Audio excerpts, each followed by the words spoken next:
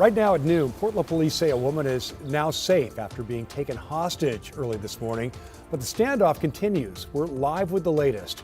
Plus, new developments on that chemical tank that ruptured in Longview. Why workplace safety experts say the tank did not need to be inspected before that tragic incident. Then a first-of-its-kind attempt to slow drivers down in Sherwood is already showing big results. And later, one local woman's story that proves how important it is to know CPR.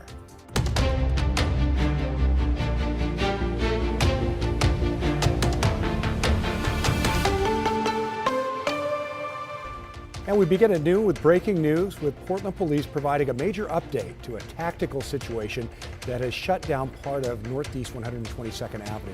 Police now say a hostage who was inside the apartment has made it out safely, but several streets remain blocked still at this hour. Let's get right to Corey Johnson, who's live with us this morning with the latest at noon. Here, Corey.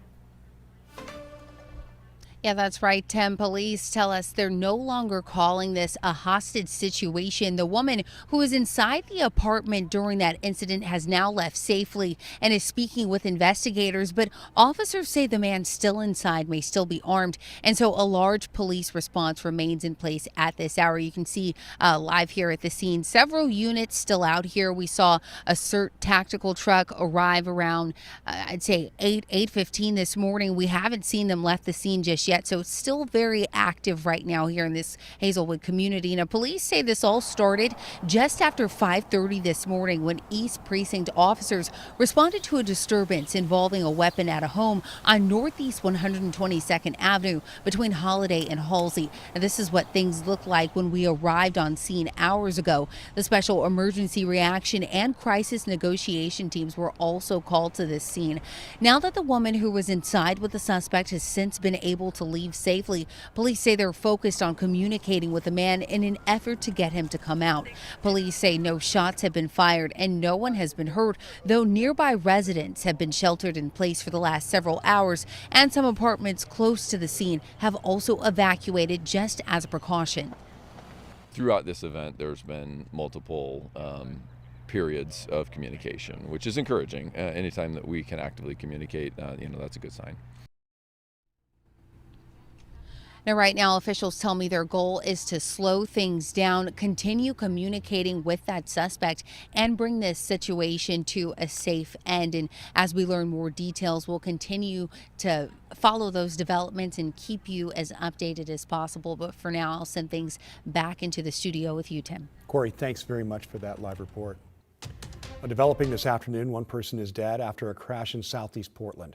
Police say this happened around 7 this morning near the intersection of Southeast Powell and 56th. 2 cars were involved, with one of the drivers taken to the hospital where they later died. Police say the other driver stayed on the scene and is cooperating. So far, no word on what led up to that crash. In Clatsop County, another deadly crash has shut down Highway 26 in both directions. Seaside police say the crash happened roughly 2 miles west of Nicanicum, which is about 13 miles from Cannon Beach. They're saying the closure will likely last a while and to plan an alternative route if you're heading to the coast today. You can also check tripcheck.com for more updates. No word on what caused that crash. And now to a traffic alert along I-5 South near the Rose Quarter, where a semi-truck caught fire, tying up traffic for hours this morning, at one point even shutting down the interstate completely. The road has reopened completely now in the past 30 minutes or so. This picture from Portland Fire and Rescue shows a big plume of smoke from when that fire was still going. Fire now out, of course. So far, no word what caused it. Turn to your weather headlines now. This live look from our Astoria Skycam. You can make out the bridge out there through some clouds. Looking pretty overcast, though, even a few raindrops on the lens. Let's get it over to Chris McGinnis now. And Chris, Is this what we expect for the afternoon? It is. Yeah, as you work really hard to find the bridge there in the distance. Yes, we've had some on and off showers, primarily South Washington, North Oregon coast. The central coast south of Tillamook hasn't seen much in the way of wet weather, but we'll go ahead and take you to the Chinook Winds Casino Resort camera in Lincoln City. There is some blue sky, and also off in the distance, I think you can see some of those building cumulus towers that are no doubt producing some rain in some of the higher terrain there. 60 right now in Lincoln City. The Salem sky camera certainly shows a slate gray sky there. A little bumpiness to the clouds, 60 in Salem. And from our Vancouver camera here from the Springs of the Waterfront, we've got a few raindrops now on the Vancouver camera as well. Last check, 59 degrees at Pearson Airfield, and there is that light rain shower passing over North Portland, right along the Columbia River and the Springs at the waterfront camera there. Off to the west, we've got some light showers out towards Carlton, north towards Gaston, and then some more frequent showers now up into portions of Columbia County as well. So yeah, what we see is what we get out there. Lots of clouds, 1 or 2 showers, and temperatures in the upper 50s at noontime in Beaverton. It's 60 in downtown. It's 59 in Vancouver, and Almsville checking in with 61 degrees. So lots of clouds, spotty showers. I think the shower threat will diminish as we get closer to sunset.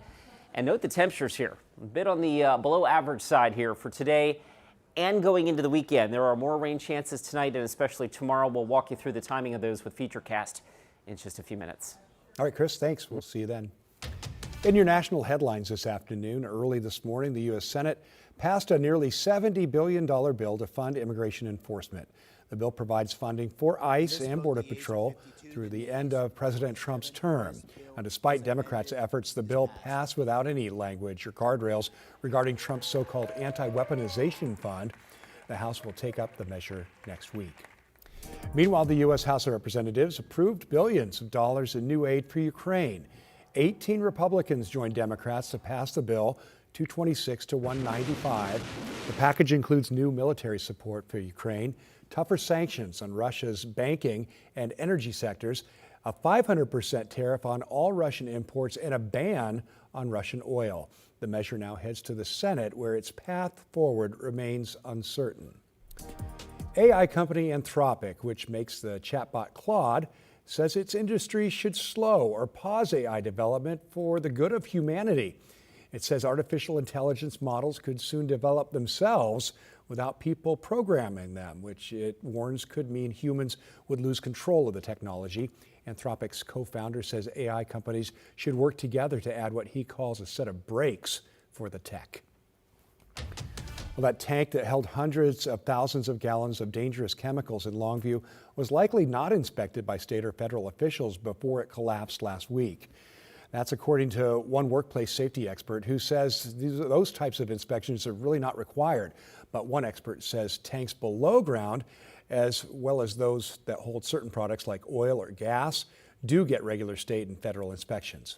So, because this is above ground, because this is white liquor, it really falls in a more regulatorily gray space where they don't have those kind of increased process safety management regulations. They don't have Department of Ecology. She says it's up to the company to clean and maintain the tanks. Nippon Dynawave has said very little about the circumstances of the blast and the tank itself, only that it will let the facts speak for themselves. Results from state and federal investigations could take months. Sherwood police have issued more than 1,000 warnings to drivers just a week into setting up mobile speed cameras. In what appears to be a first for the Portland Metro, the movable cameras are on residential streets in the east part of town where the speed limit is 25 miles an hour. Alma McCarty went to chat with authorities and neighbors about it. More than 2 decades ago, We moved here in 2000. Southwest Oregon Street in Sherwood was quiet. Mary Kansani Kramer says that's not the case anymore. So it's not really very safe. And they thought by putting the circle in that was going to slow everybody down, but it really doesn't. Enter the mobile speed safety cameras. That's the goal of these, is to slow people down. Set up at the intersection of Southwest Oregon and Lower Roy Street. We're the first agency to have this within Washington County and basically the Portland metro area, from what I understand. Officer Paul Matson explains they'll snap a picture of drivers going 11 over or more. The speed limit here is 25. As of right now, it's been just a little over a week since these cameras have been working, and we've had over 1,045 violations in just a little over a week. Neighbors like Mary aren't surprised. No, not at all. And neither are police. No. It's part of the reason they chose this spot first. This road is a road that historically has had a lot of speeding, because on that portion of Oregon Street, it's a 35 mile an hour zone. Tonquin is a 45 mile an hour zone. Up on Murdoch is also 35 as well. So to go from a 45-35 to a 25, people traditionally speed a little bit more. For now, speeders will get a warning in the mail before the department starts issuing citations. Officer Mattson says this doesn't replace officers enforcing traffic laws. We are still trying to get people to slow down and all that kind of stuff.